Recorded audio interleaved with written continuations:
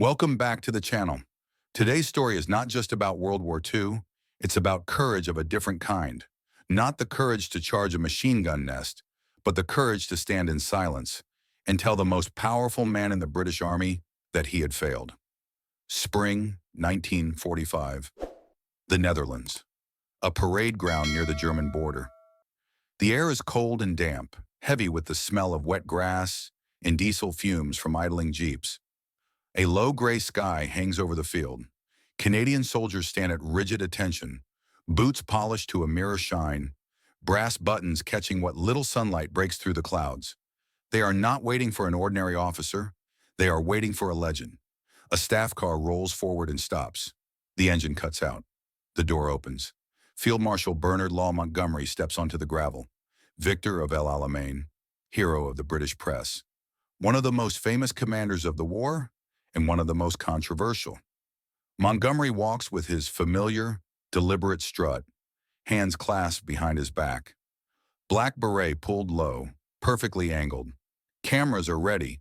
Staff officers stand alert. This moment has been carefully staged.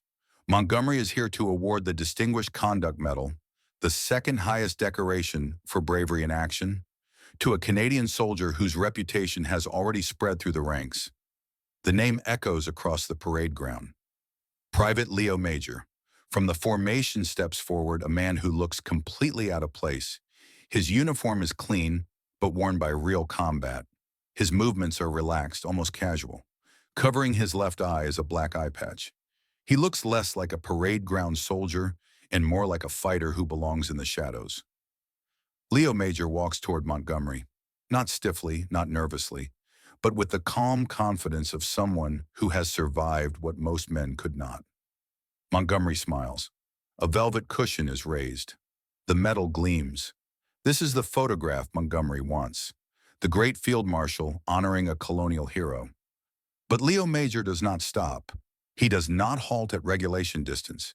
He does not salute. Instead, he steps closer, too close. He looks down at the medal, then up at Montgomery, with one cold, unblinking eye. The silence stretches. At first it is awkward, then uncomfortable, then suffocating. Staff officers exchange nervous glances. Cameras hesitate. Something is wrong, and then Leo Major speaks, not loudly, not angrily. He simply states a fact. He calls the field marshal incompetent. He says Montgomery is responsible for the deaths of his friends. He says he will not allow a man like him to pin a medal on his chest. And before anyone can react, Leo Major turns his back on the British Empire and walks away. To understand why a private soldier would risk court-martial, prison, or even execution, you need to understand who Leo Major was, and you need to understand what Montgomery had done. Leo Major was not a normal soldier. In the Canadian Army, he was known as the One-Eyed Ghost, a French-Canadian from Quebec, a brawler by nature, a fighter long before he ever wore a uniform. In 1944, a phosphorus grenade exploded near him, destroying his left eye. Any other soldier would have been evacuated and sent home. Leo refused. He told the doctors, "I only need one eye to aim a rifle." And he went back to the front. He became a scout and sniper, often operating alone at night. He wore running shoes instead of combat boots so he could move silently through rubble and enemy lines. He trusted skill more than rank, instinct more than orders.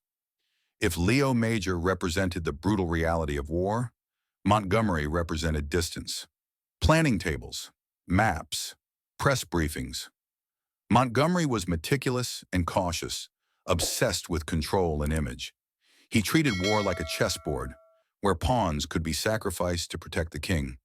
And he had a particular contempt for the Canadian Army.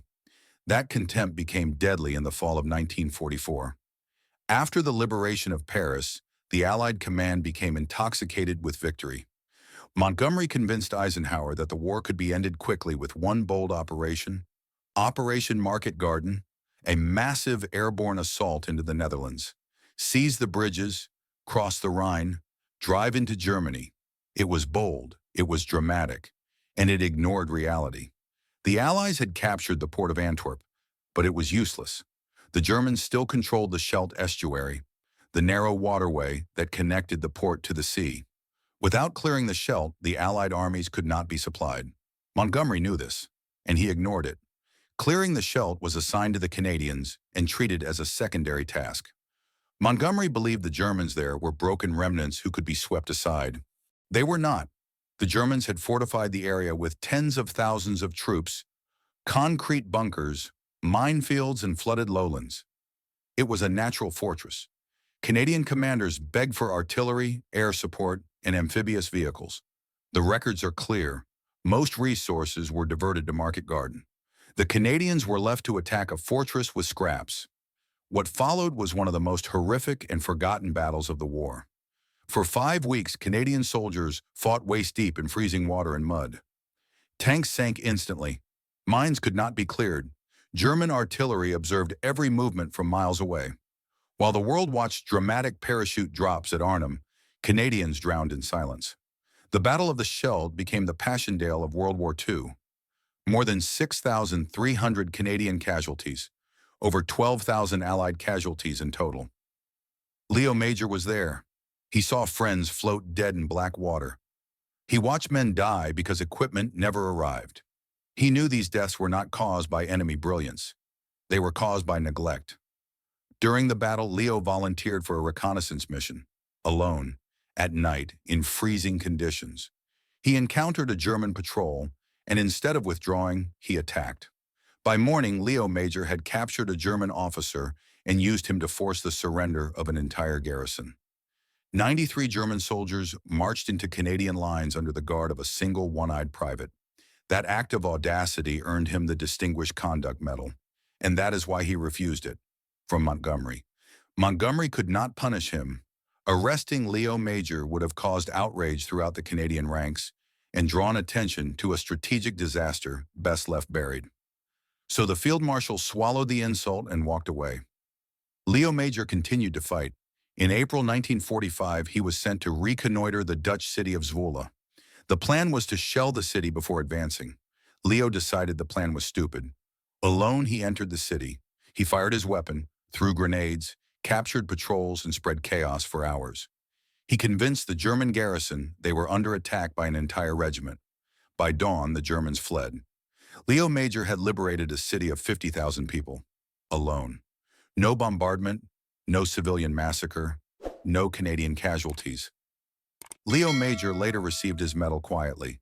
He would earn another one in Korea, becoming the only Canadian to receive the Distinguished Conduct Medal twice. But the medal he refused became his true legacy, because history remembers generals. It remembers speeches and arrows on maps. But war is paid for by men in the mud. On that parade ground in 1945, Leo Major didn't reject an award. He reclaimed honor, because rank can be given, but respect must be earned. And sometimes the bravest act in war is not pulling a trigger, but standing your ground and telling the truth.